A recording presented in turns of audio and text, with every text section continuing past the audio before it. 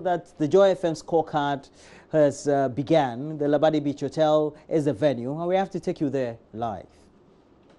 That sector, which has been deemed the backbone of the country's economy for a very long time, will be topmost on our agenda. We will do an hour of that and take a break, give you a breather between 3 and 4. At 4 p.m., we come back with infrastructure, concentrate on social services, social intervention programs, and perhaps one of the most topical issues in the country, sanitation. Governance, anti-corruption, and public accountability will be also the main agenda from 6 p.m. to 8 p.m.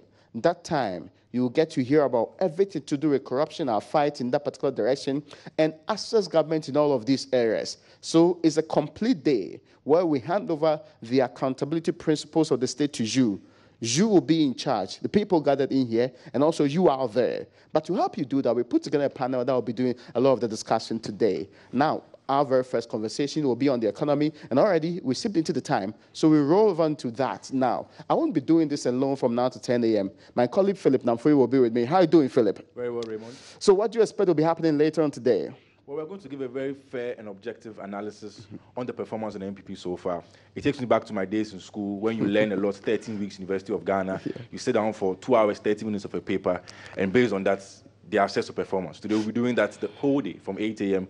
right to 8 p.m. And we're starting with the economy. And it sounds like a good time to do the economy because our panel is a very strong one. Very close to me is a former finance minister. He was previously a former deputy finance minister. He spent quality time in the tax department. Of course, he was at a point in time said to have been a man who encumbered the space with a lot of tax issues.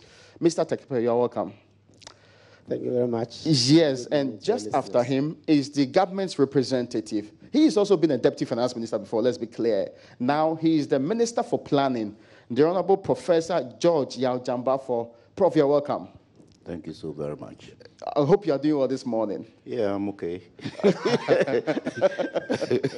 Okay, but too early. Yeah, there's a relationship between you and the Honorable Secretary. I'll be talking about that later on. But let me go to a very wonderful person I've known in the last few months or so. She's a distinguished academic. She's at the University of Ghana's Economics Department, one of the few women in that particular department, and one of the few in the country who are economists. Dr. Priscilla Chumesi Baffour. Doc, you're welcome too. Thank you very much for having me. So I did say that we are starting with the economic section. It's because this is a very important one. Now, I took time to go back to the MPP's manifesto, and this manifesto had so many wonderful things to say.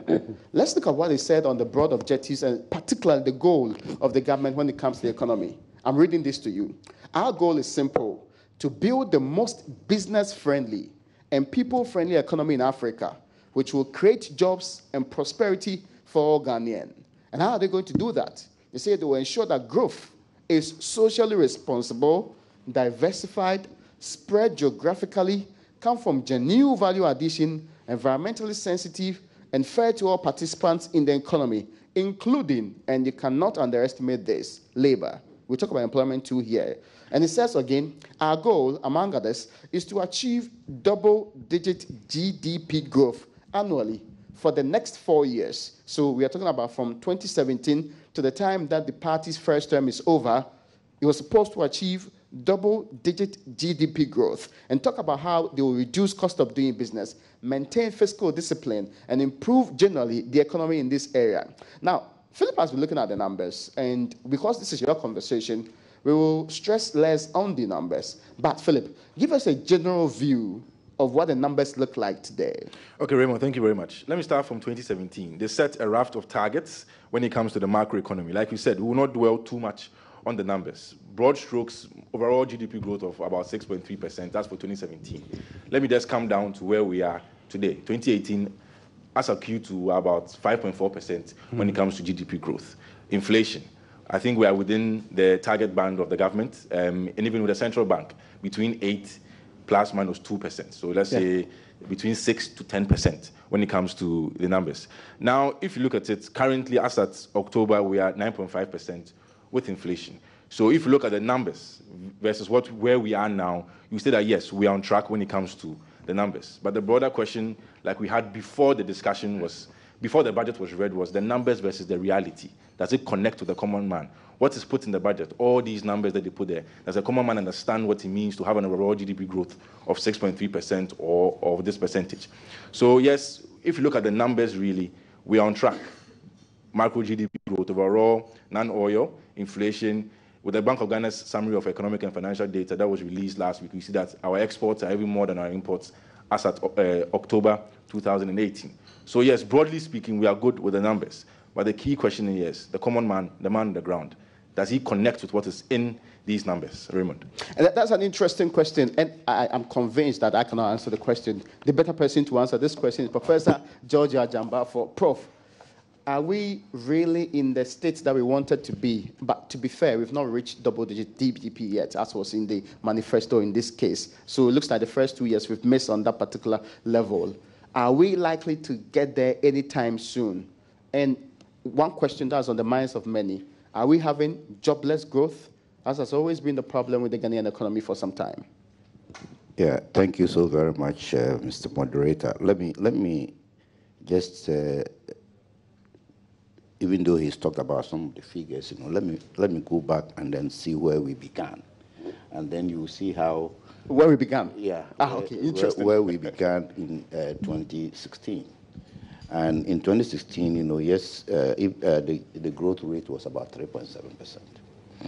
And then we moved on to 2017 to 8.5%. And then now we're talking about 5.6%, and next year we'll go to about 7.6%. That is the trajectory. And that is what actually gives you an understanding as to how we are doing.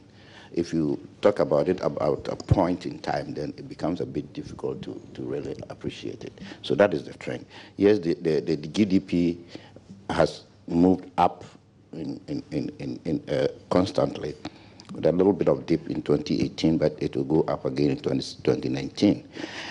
Then when you look at the public debt, it has also started declining from 73% of GDP to 69% of GDP. It's also going down. Prof, let me interrupt this. Let me compel you to speak a little bit louder for me. Sure. Yes.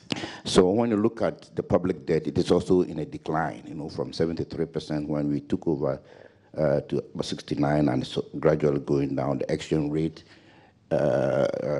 it's also, depreciation is also going down from 9.7% to 4.7% last year, and it's going, it's about 7% now because we had some difficulty a couple of days ago, a couple of weeks ago, or maybe months ago. Lending rates is also falling from 30% down to about 20-something% now. Fiscal deficit, we moved from 9.3, which of course I know my friend will debate with me on that. Yes, he doesn't believe in that. I agree with that, which was about 9.3%, and it's now we're going for 4.5%, reducing the deficit as well. So when you look at all these indicators, we see that we've moved from I wouldn't say, people are used to saying things about the economy was in a mess and all that. I don't like that kind of description of an economy because, see, in an economy, if you describe it that way, there are tendencies for some of these economic markets to start and to tremble. And that is not a very good thing to do. But it wasn't very good at that point, but we've moved away from it, and now we are getting into better positions. But then your question really is this: all these indicators, how is the common man feeling about it? You see, economic indicators themselves are necessary for the welfare of the people, but not essential, because when these economic indicators are there, they have to trickle down to the ordinary man, and it's not very easy to do that. It needs a sustained, stabilization, a sustained GDP growth rate over a period of time, a sustained reduction in inflation over a period of time, a sustained, macro indices in all directions, for some time before you can actually feel it at the grassroots. When President Kufuor took over in 2001, the growth rate was also about 3.7%. He managed to get it from 3.7% to 4.5% to 5.7%, until we left at 8 point something percent when he left in 2009, 2008 or 2009. You see, it was sustained over a period of time, and therefore there was time for the economy to trickle down to the people on the ground. If it is not sustained that way, and it is actually goes up one time and gets down the other time and goes up one time and gets down the other time, it's not very likely that it will impact very well on the people. So it has to be sustained over a period of time. And when it's sustained that way, yes, people will feel it. Currently, we've had it only 2 years. It's gone up only 1 year, 2 years. You may not see it trickling down that much. So that is one thing that maybe Ghanaians should be aware of, that it doesn't change overnight. It will gradually come down, but not, just a spike. But having said that, there are also other factors that will do that.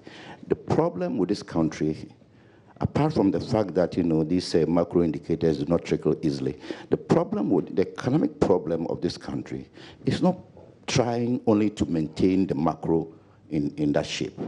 The problem is structural. And structural means that, the structure of the economy is such that it means in certain areas it doesn't generate employment, as we were just saying, because the growth, for instance, in industry, for instance, a major component of that is from the oil sector. Yeah. And that sector doesn't generate a lot of employment. So if you see the peak in that sector, you would think that, maybe there has to be a correlation between that and employment. No, it doesn't work that way. Where you get employment created is indeed the manufacturing sector of the economy. And if you watch this government closely, or maybe even in agriculture, if you watch this government closely, what we've been trying to do is to actually look at those sectors where we can actually grow the economy and at the same time have employment. When people talk about one district, one factory, it's not a slogan. It's not a slogan at all. It is actually aimed at industrialization, because an industrialization with emphasis on manufacturing, not on overall industries where oil will take over and then. So when you look at that, you see that that is where jobs can be created. And when we say one district, one factory, all that we are also saying is that, yes, we want manufacturing industries, but at the same time, too, we want it, devolved to the districts. We want a decentralized industrialization to take place, where you industrialize, but then it goes to the people down there. That is the only time that you can get this effective trickling down of what is going up in the economy. You go into the district. If my people in my hometown have factories in that area, they have jobs. They may not come to Accra. So that industrialization process is an attempt, to try and decentralize, or maybe some people are calling it a democratic type of industrialization, so that people everywhere else can have it. When we look at what we are doing in terms of agriculture, it is at the same time also an attempt to really make sure that people have access to jobs.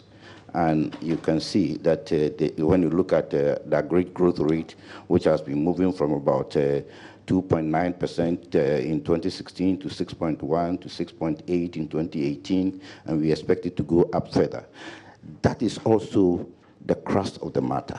We need to do some modernization in agriculture for the simple reason that, you see, when you look at the structure of this economy, agriculture is about 20-something% share of the GDP, but it actually takes about 50% of our working population, which means that productivity in the agriculture sector is very, very low, and incomes there are very low.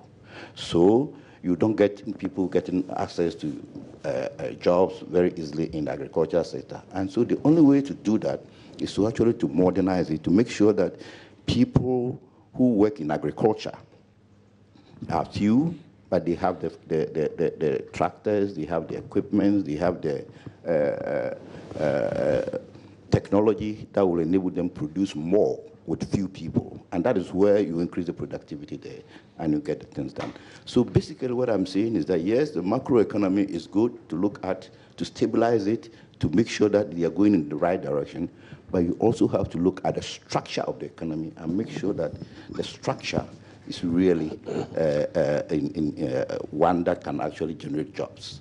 Other than that, macro indicators probably alone cannot create jobs. Cannot reflect in the pockets of the people. Sure. And it's an interesting point you made, that one there, because one, and to be fair, the current growth is not in tandem with the manifesto promise of double digit. Yes, you're right. The current growth is actually about, last year it was 8.5, but that is why I recounted the movement where it was. Yeah. When you are moving from 3.7, you cannot easily jump into 10, 15. But yet you promised double digits. So yes, we did promise that. We're working towards that, but we are not there yet. Okay, I get your point. There was also the other elements you said about the economy. I mean, you left out both gross and net international reserves. Is there a reason why? Oh no! I thought you were in a hurry to get me out of the figures, but Okay. but you know, the reserves, we had about 7.6 billion in 2017, and This is gross, right? yeah, and then that was for about 4 months of import, 4.4 months of import, and then in 2018 it actually came down to $6.736 billion of reserves, which is almost about 3.6 months of import. The reason why it actually in 2018, the reason why the reserves are going down here is because of what happened recently, you know, where the dollar was actually keeping a problem with us, and we needed the Bank of Ghana needed to put some resources into the economy. I mean, in fact, before you proceed in that month, path, okay. the Bank of Ghana had spent almost about $1.2 billion just to stabilize the currency. Whereas in the previous year, at the same time, they had spent less than around 600. I get your point. How about net international reserves? The net international reserves? Yes. No, I didn't have the figures to give you both the gross and the net here. Okay, I get your point. Now, the point you made about at what point in time we get to see people say that this economy is delivering jobs. Would it be possible in the next 2 years of this government's administration? Yes. You see, I was saying that you probably, the structure will be the one that will give you a very close, a very good figures on employment. But then we have seen the Ghanaians are not patient for us to wait for the structure to change anyway. So we need to find a way to inject certain things into the economy. And this budget is trying to do that, to make sure that, you know, we pay contractors. We make sure that, you know, you have money, the tight money position is loosening up a little bit. We have to make sure that, you know, the manufacturing sector, even at this stage, you know, does very well. You know, one reason why we did the manufacturing sector is actually picking up over the years is, one, first of all, you know, they had problems with electricity. And we stabilized it, so there's no problem there. Some of them are producing very well. And we reduced the tariffs for them. So the cost of doing business there was also minimized. So we think that, you know, over time, yes, the manufacturing sector will pick up. And of course, then the taxes that were nuisance taxes, we took them off from some of them. That was also very encouraging for the manufacturing sector. So the growth will be there, I mean, in terms of employment in those areas. And then the trickling, I mean, we are forcing down the trickling of these things by maybe opening up a little bit, you know, in terms of releasing more resources. And I'll come down to you. I'm sure I'll come back to you on the same point because I want to hear other people share some thoughts on this one.